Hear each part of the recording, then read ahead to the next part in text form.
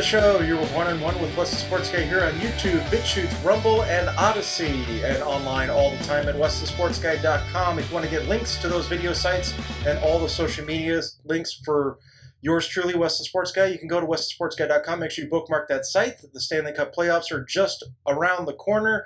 Playoff spots are being clinched as we speak. The NBA playoffs will be around the corner as well. You can get previews to both the NHL and the NBA playoffs at westhesportsguy.com. Also, you get weekly recaps in the NFL, NFL previews, the NFL draft, so many great things. Just make sure you bookmark westhesportsguy.com for all things from your favorite sports guy. I just have a quick thought here before I get into the main topic of this video in regards to Albert Pujols being designated for assignment, essentially being released from the LA Angels of Anaheim, Anaheim Angels, the Angels, whatever you want to call them. We all know the jokes.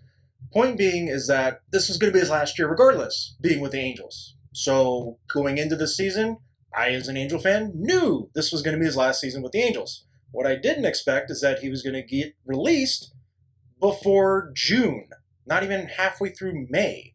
Did not expect that. His production, of course, has never been the same since he left the St. Louis Cardinals and came to play for the Angels, signing a massive contract that we all know was a gigantic mistake. Looking back, from day one, it was a gigantic mistake on the Angels' part, probably also on Albert's part as well, but it's hard to argue against $240 million for 10 years going into what was still considered the prime of your career at that time, but now going into the twilight at this point in his career.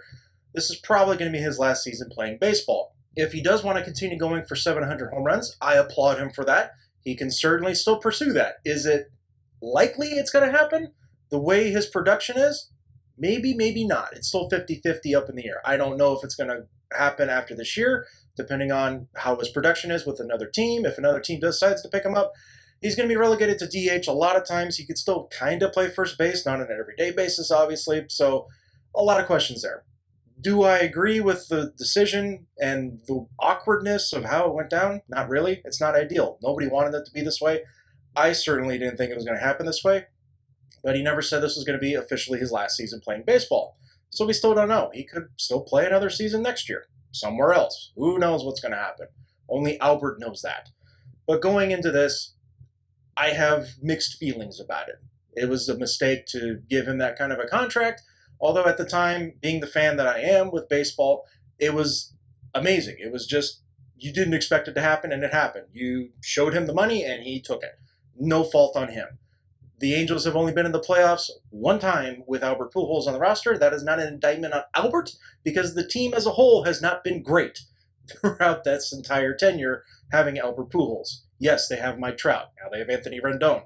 They've got Justin Upton. But you notice I haven't sent any pitchers. That's the problem with the team. This entire time, most of this tenure, no pitching. No pitching whatsoever. Sure, they have Shohei Ohtani. He is one guy, and he's hitting half the time, not pitching. So there's that. That's just my 2 cents on it. What do you think? Leave a comment below. Make sure you subscribe and hit that bell as well on YouTube, BitChute, Rumble, and Odyssey. And let me know your thoughts about Albert Pujols. Should he have even signed that contract? Should he have just taken less money and stay with the Cardinals? We all know what he was offered by the Cardinals at that time, and the Angels came swooping in. But leave a comment. Comment. You like what you see? Make sure you hit a like as well on the video. Time for the segment that asks the important question. Mountain Dew or crab juice? Ugh! No! Jeez! I'll take a crab juice. Do you remember? You remember?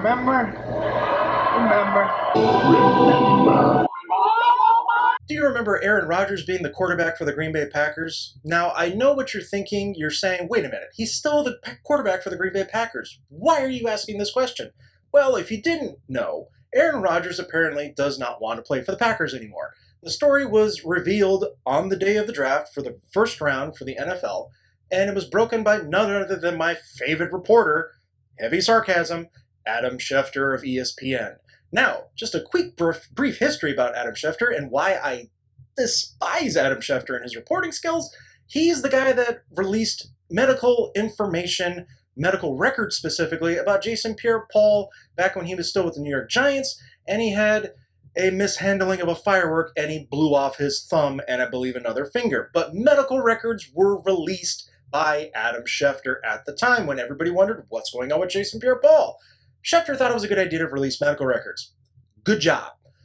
Next thing that is on my notch of why I don't care for Adam Schefter and his reporting is back when the New Orleans Saints and the LA Rams, I almost said St. Louis, but it was the LA Rams and the New Orleans Saints going at it in the NFC Championship game a few years back, and we all know what happened with that faux non-pass interference call. Let's just say, obviously it was pass interference, it was not called. The Saints ended up losing the game in overtime. Adam Schefter thought it was a good idea that the referee crew to reveal not the actual address of the referees that lived in the LA area, but he reported in the story that the referees lived in the LA area, part of that crew.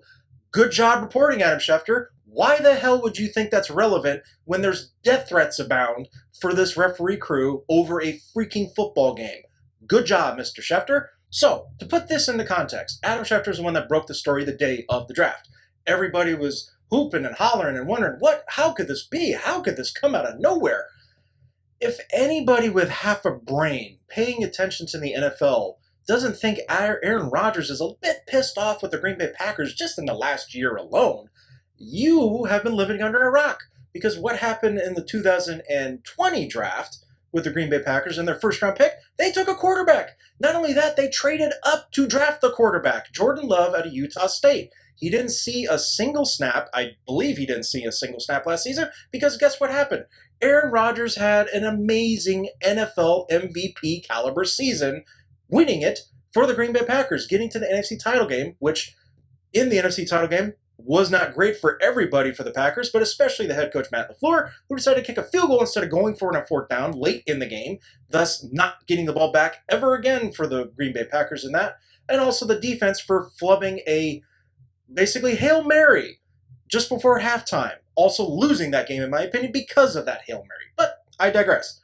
Aaron Rodgers has not been happy with the Packers for a while, including the last year. I don't need Adam Schefter to tell me this. But the biggest revelation to me about this story really isn't about what Aaron Rodgers wants or doesn't want out of the Green Bay Packers. It's that Adam Schefter is a crappy reporter, by and large, because what he admitted to the Dan Patrick Show is that he had no source information. He just collectively gathered all the rumors and the info that he's hearing through all the different channels that he has and insider information, and he just put the story out, and he said, yeah, I chose to put it out on draft day. Here it is from the horse's mouth on the Dan Patrick Show.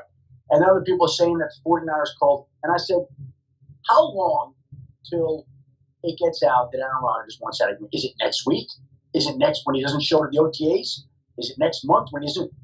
It's going to come out. What does it matter if it comes out now or next week or next month? And so you chose to break the news on draft day. that is actually accurate. Correct. But it wasn't something that you got information about. No. Oh, okay.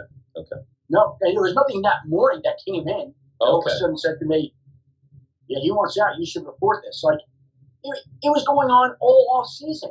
You just keep hearing it. And there was more and more talk. And now there's starting to be Aaron Rodgers talking. I said, you know what? This isn't going to wait much longer. Let's just go. And it just happened to be drafted. Because I wondered when you said it didn't come from Rodgers, didn't come from the Packers, and it's being characterized differently. I was wondering, okay, you're not going to tell me your source. What was the motive behind that? Yeah. Dan, it's not a source. No, I know, but I know that now. But we're just finding this out right now. I said this. I said it on NFL Live. I said it. I mean, I don't know. People want to believe whatever they want to believe. It was just an accumulation of information throughout the course of the entire offseason. So going into this, Aaron Rodgers, is he still going to be a Green Bay Packer? Probably not. If I had to put money on it right now, I don't think he's playing another snap for the Green Bay Packers. He seems content with sitting out the season, if so be it. If the Packers aren't going to trade him, if they're going to not, call his bluff on it, you could say. He can go host Jeopardy for a year if he wants to do that. Whatever the case may be. Do I find fault in both parties with all of this? Sure, there is some fault with this. Aaron Rodgers, you're still under contract. What's up? You're not going to play to the end of that contract? That's a problem in my book. Green Bay Packers, You haven't done a whole lot to help Aaron Rodgers. Granted, you do have Devontae Adams as a wide receiver. You have a pretty good running back in Aaron Jones. The offensive line's been pretty good the last 5-6 years, although it took a hit this last offseason. David Bakhtiari, the left tackle, is out with an ACL injury. He's probably going to miss half of the season coming up since he hurt it last year at the end. And also you lost your all-pro center in Corey Linsley to free agency to the LA Chargers on a massive contract. So there's going to be some hits coming towards Aaron Rodgers with that offensive line kind of dinged up and not as good as it has been in years past. There's going to be some faults going both ways here. But if I had to put money on it, Aaron Rodgers is probably not going to be a Packer. Where do I think he's going to go? I have no idea. Your bet's as good as mine. Leave a comment where you think Aaron Rodgers is going to go. He's not going to go to the team that's right behind me because they just drafted a quarterback to throw over a pick. If they were going to get Aaron Rodgers, you would have traded that pick straight up to Green Bay. Obviously, that didn't happen, did it? No.